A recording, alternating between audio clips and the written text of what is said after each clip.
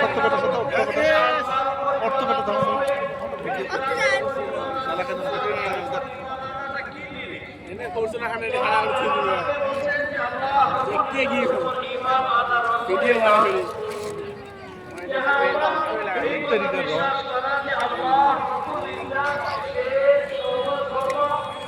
সে সবকিছুর মালিক, সে কারো অধীন না, সে কারো মহতাজ না। হাত্তাকে সে কোনো জিনিসে, সে কোনো সিদ্ধান্তে ফেরেশতাদের সাহায্য সে মুহতাজ না। সে নিজে যেটা ইচ্ছা সেটাই করতে পারে, যে তার যেটা হুকুম সেটাই আল্লাহ যেটি ইরাদা করে হুকুম করে দেয়, তারও সে মুহতাজ প্রয়োজন করে না।